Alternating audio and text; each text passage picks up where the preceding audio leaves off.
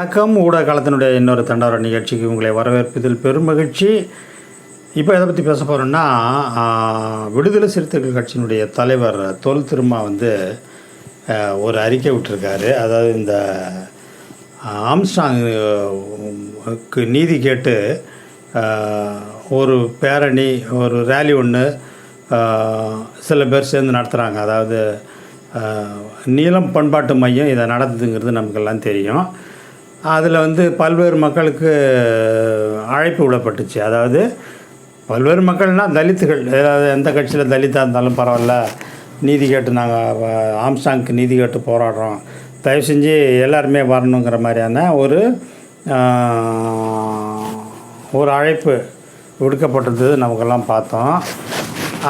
அது சம்பந்தமாக தான் தொல் திருமா ஒரு அறிக்கை விட்டுருக்காரு. அது மிகவும் முக்கியமான அறிக்கை.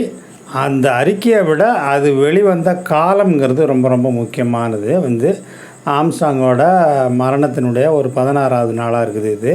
இந்த நாளில் தான் அவங்க நீதி கேட்டு போராடுறாங்க. அதாவது நீலம் பண்பாட்டு மையம் நீதினா இப்போ நீதியை யாரை கேட்டு போராடுறாங்கன்னு தெரியல. கண்டிப்பாக திமுக அரசாங்கம் நீதியை வழங்கிட்டு தான் இருக்குது. விசாரணை சரியான அளவு தான் போகுது, நேரான பாதையில் தான் போகுது. நிறைய பேர் கைது பண்ணப்பட்டிருக்காங்க. விசாரணைகள் நல்லா போகுது. அதனுடைய விவரங்களும் நமக்கு நாள்தோறும் ஊடகங்களால் வழங்கப்படுதுங்கிறது நமக்கு தெரியும். ஸோ இப்போ இதையும் மீறி இப்போ யார்கிட்ட நீதி கேட்க போகிறாங்க? பிஜேபி கிட்டையா இல்லை அதிமுக கிட்டையா? ஆனால் இந்த ரெண்டு கட்சியிலேருந்து நிறைய பேர் அரெஸ்ட் பண்ணப்பட்டவங்களுடைய எண்ணிக்கை அதிகமாக இருக்குது இந்த ரெண்டு பேர் கட்சி தான். ஸோ இதுலேருந்து தான் இவங்க நீதி கேட்க போகிறாங்களா அப்படிங்கிறது என்னன்னு தெரியல. எது எங்கே இருந்தாலும் இவங்க இந்த நீதி கேட்குற பயணத்துக்கு விடுதலை சிறுத்தைகள் கலந்துக்கக்கூடாது இதில் அப்படிங்கிற மாதிரி ஒரு பொருள்பட திருமா அவர்கள் ஒரு அறிக்கை விட்டுருக்காரு, பேசவும் செஞ்சுருக்காரு ஒரு வீடியோவில். அதில் அவர் முக்கியமாக என்ன சொல்கிறாருன்னா, ஆம்ஸ்ட்ராங்கினுடைய மரணத்துக்கு நீதி கேட்பதோ அல்ல அது சார்ந்த கூட்டங்களில் கலந்து கொள்வதோ நமக்கு இயல்பான ஒன்று தான். அதில் நமக்கு ஒன்றும் எந்த வேறுபாடும் இல்லை. நம்ம அதை இல்லைன்னு சொல்லலை, வேணாம்னு சொல்லலை. அதில் நம்ம செய்யணும், அவருக்கு வணக்கம்லாம் செய்யணும். ஆனால் அது விடுதலை சிறுத்தைகள் கட்சி தளத்திலே தான் செய்யணும். விடுதலை சிறுத்தைகள் கட்சிங்கிற அமைப்புக்குள்ளார வேணால் நீங்கள் எது வேணாலும் எங்கே வேணாலும் செஞ்சீங்க, அதில் நமக்கு அப்ஜெக்ஷன் கிடையாது. ஆனால் இந்த ஒரு குரூப் கூப்பிட்றாங்கன்னு சொல்லி, அதில் பணம் கொடுத்து கூப்பிட்றாங்கன்னு சொல்லி அந்த குரூப்போட போராட்டத்துக்கோ ரேலிக்கோ நீங்கள் கலந்துக்கக்கூடாது. கண்டிப்பாக நான் இந்த கட்சியினுடைய தலைவருங்கிற முறையில் நான் உங்களுக்கு என்ன சொல்கிறேன்னா, அதில் நீங்கள் கலந்துக்கக்கூடாது. ஏன்னா அது அந்த கூட்டம் கூட்டுற கூட்டம் என்பது அதனுடைய நோக்கம் என்பது நமக்கு எதிரானது தான். கண்டிப்பாக ஆம்ஸ்ட்ராங்குக்கு ஆதரவாக நம்ம கொடுக்குறோங்கிறது அது ஒரு விஷயம். அதை நம்ம வேறு ஒரு அர்த்தத்தில் தான் பார்க்க முடியும். ஆனாலும் கூட இந்த கூட்டத்தோடு சேர்ந்து நம்ம போகும்போது சில பிரச்சனைகள் உண்டாக்கலாம். உங்களை அவங்க வெறுப்பேற்றலாம். ஏன்னா ஏற்கனவே ஆம்ஸ்ட்ராங்குடைய இறப்புக்கு பிறகு சமூகத்தள பதிவுகளில் நம்ம பார்த்தோம்னா தொடர்ந்து திமுகவை அட்டாக் பண்ணுறது, கூடவே நம்ம அவங்களோட கூட்டணியில் இருக்கிறதால நம்மளையும் அட்டாக் பண்ணுறது. அவன் திமுகவை அட்டாக் பண்ணுறவங்களுக்கு அவங்க அதுக்கு பதில் கொடுக்குறாங்க, அவங்க நல்லாவே கொடுக்குறாங்க, கொடுத்துக்குவாங்க, அது அவங்க பிரச்சனை.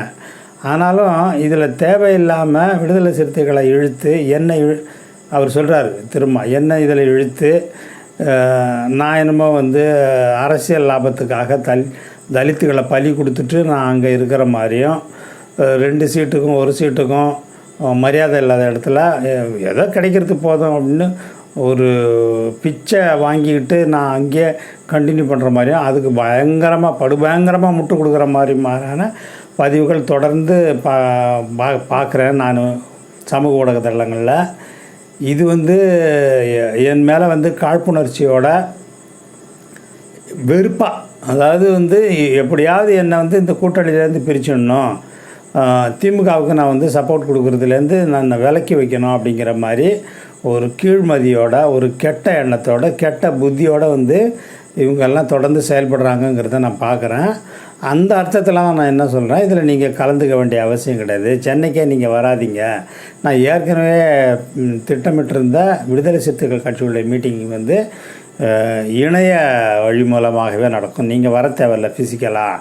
சென்னைக்கு பயணம் பண்ணி வர தேவையில்ல அப்படிங்கிற மாதிரி சொல்லியிருக்காரு. அதில் மேலும் ஒரு கருத்தை வந்து குறிப்பாக அவர் இன்சிஸ்ட் பண்ணுறாரு. அவர் என்ன இன்சிஸ்ட் பண்ணுறாருன்னா வந்து தொடர்ந்து என் மேலேயும் விடுதலை சிறுத்தைகள் கட்சி மேலேயும் இவங்க பரப்பி வருகிற அவதூறுகள் இது ரொம்பவும் என்னுடைய கவனத்துக்கு வருது. நான் ரொம்ப வேதனை விட்டுருக்கிறேன்.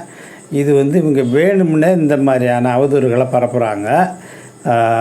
நான் என்னமோ வந்து திமுகவினுடைய எல்லா திட்டங்களுக்கும் எல்லா கொள்கைகளுக்கும் எல்லா விடயங்களுக்குமே வந்து நான் வந்து அப்படியே ஒத்து போகிற மாதிரியும் அதை கண்டுக்காமல் இருக்கிற மாதிரியும் அதனால் தலித்துகளுக்கு நிறையா தீங்கு இழைக்கப்படுவதாகவும் தலித்துகளுக்கு எதிரான எந்த அட்ராசிட்டிஸையும் நான் எடுத்து கேட்காத மாதிரி சொல்கிறாங்க. அப்படிலாம் கிடையாது. நான் தொடர்ந்து வந்து கூட்டணியில் இருந்தாலும் திமுகவுக்கு எதிராக நிறைய போராட்டங்கள் அப்பப்போ பிரச்சனைகளுக்கு ஏற்ப நான் போராட்டங்கள் பண்ணிக்கிட்டு தான் இருக்கேன். கூட இருக்கிற கட்சிங்கிறதுக்காக நான் வந்து சும்மா விட்டுட்டு போகிறதில்ல. அதனால் இது வந்து என்னை வேணும்னே என்னை மேலே பழி சுமத்துகிற இந்த கூட்டத்தோடு நீங்கள் போய் கலந்துக்க வேண்டிய அவசியம் கிடையாது. அவங்க வந்து ஜென்யூனாக வந்து என்னை கிரிட்டிசைஸ் பண்ணி ஜென்யூனாக என் மேலே அக்கறையில் பண்ணாங்கன்னா நம்ம அதுக்கு எதாவது காது கொடுத்துக்கலாம். ஆனால் அந்த மாதிரி எதுவும் தெரியல. அவங்க வந்து ஒரு போராமையினுடைய வெளிப்பாடாக இந்த கூட்டணியிலேருந்து எப்படியாவது என்னை வெளியே தள்ளிடணும், எப்படியாவது வெளியே கொண்டு வந்தால் திமுகவும் இந்தியா கூட்டணியும் வந்து வீக்கன் ஆகும், அதை வச்சு நம்ம குளிர் காயலாம் அப்படிங்கிற மாதிரியான ஒரு அஜெண்டாவோடு செயல்படுறதால என்னுடைய தொண்டர்களோ கட்சி தொண்டர்களோ வந்து அந்த மீட்டிங்கில் கலந்துக்கக்கூடாது அப்படின்ட்டு ஆர்டர் போட்டிருக்காரு. இதில் வந்து ஹிடனான மீனிங் என்னென்னா, இந்த கூப்பிடுற கூட்டம் என்பது நமக்கு எல்லாருக்குமே தெரியும், நீலம் பண்பாட்டு மையம். இது வந்து ஏறக்குறைய இதனுடைய ஆம்ஸ்ட்ராங் இறப்பிற்கு பிறகும் சரி அதுக்கு முன்னையும் சரி இவங்களுடைய செயல்பாடுகளை பார்த்திங்கன்னா புரட்சி பாரதத்துக்கு சப்போர்ட்டாகவும் புரட்சி பாரதம் சப்போர்ட்டாக இருக்கிற அதிமுகவுக்கு சப்போர்ட்டாகவும் அதிமுக அதாவது பாஜகவுக்கு மறைமுகமாக ஆதரவு கொடுக்குற அதிமுகவுக்கு சாதகமாகவும் தான் இந்த நீல சங்கிகள் வந்து செயல்படுறாங்க அப்படிங்கிறத நம்ம பார்க்குறோம். அவர் வந்து திரும்ப வந்து நீல சங்கிகள்ன்ற வார்த்தையை பயன்படுத்தலை, அதை நான் இன்டர்பிரிட்டேஷனுக்காக நான் பயன்படுத்துகிறேன். இவங்க தொடர்ந்து களமாடுறத பார்த்திங்கன்னா இவங்க வந்து திரும்ப வந்து தலித்துகளுக்கு ஒரு துரோகம் பண்ணிட்ட மாதிரியும் அவங்களுடைய விடயங்களுக்காக அவங்கள வந்து திமுக மேடையில் பலி கொடுத்துட்ட மாதிரியும் தொடர்ந்து இந்த நீல சங்கிகள் வந்து நிறைய விஷயங்களை பரப்பிக்கிட்டு இருக்காங்க. அவங்க வந்து இந்த பரப்புதல் என்பது பாஜகவுக்கு உதவுமே ஒழிய மறைமுகமாக அதிமுகவுக்கு உதவுமே ஒழிய ஆர்எஸ்எஸ்க்கு உதவுமே ஒழிய கண்டிப்பாக வந்து தலித்துகளுக்கு கொஞ்சம் கூட உதவாது. தனியாக நின்று எந்த போராட்டமும் பண்ண முடியாதுங்கிறது எல்லாருக்குமே தெரியும். நீங்கள் வந்து தனியாக நின்று என்னத்தை சாதிச்சிருக்கீங்க? புரட்சி பாரதமாக இருந்தாலும் பிஎஸ்பியாக இருந்தாலும் இப்போ பிஎஸ்பி வந்து பாஜகவுடைய பி டீமாக தான் செயல்படுது. புரட்சி பாரதம் அதிமுகனுடைய கூட்டணியிலே இருக்குது. அப்படி இருக்கும்போது இவங்க இந்த கூட்டணியால் போனதால் தலித்துகளுக்கு என்ன லாபம் ஏற்பட்டிருக்கு? அட்லீஸ்ட்டு வந்து திமுக கூட்டணியில் இருக்கிறதுனால 4 எம்எல்ஏ இருக்கிறாங்க, 2 எம்பிங்க இருக்கிறாங்க. இதன் மூலம் வந்து மக்களுக்கு பல சேவைகளை செய்கிறாங்க, திட்டங்களை கொண்டு வராங்க. அந்தந்த தொகுதி நன்மைக்கான நடவடிக்கைகள்லாம் தொடர்ந்து நடக்குதுங்கிறத நம்ம பார்க்குறோம். ஸோ அந்த வகையில் தான் இந்த நேரம் ரொம்ப முக்கியமானது. திருமாவனுடைய இந்த வேண்டுகோள் மிக மிக முக்கியமானது. ஏற்கனவே நம்ம போன வீடியோவில் போட்டிருக்கோம், திருமாவூர் எப்படி வந்து மெச்சூர்டான சீசன்டு பாலிட்டிஷியன், ரொம்ப பழுத்த ஒரு தேர்ந்த கொள்கை பிடிப்புள்ள ஒரு அரசியல்வாதியாக இருக்காருங்கிறத நம்ம ஏற்கனவே போட்டிருக்கோம். அந்த வீடியோ பார்க்காதவங்க தயவு செஞ்சு பாருங்கள். இதில் நம்ம வந்து என்ன சொல்ல விரும்புகிறோம்னா, இந்த மாதிரி வந்து தலித் விரோதமாக நடந்துக்கிற இந்த தலித் பேரை வச்சுக்கிட்டு செயல்படுற இந்த கூட்டத்தோடு நீங்கள் ஒத்து போக வேண்டாம். அதுக்கு நீங்கள் ஆதரவும் தெரிவிக்க வேண்டாம். அவங்க பணத்தை கொடுத்து கூப்பிடுவாங்க, கூப்பிட்டு உங்கள் மேலேயே வந்து அவங்களுக்கு சண்டை வர மாதிரி விவாதம் வர மாதிரி பண்ணுவாங்க. அதனால் வந்து வேறு சில பிரச்சனைகள் ஏற்படுறதுக்கு வாய்ப்பு இருக்கிறதுனால தயவு செஞ்சு நீங்கள் இதில் கலந்துக்காதீங்கிறாரு.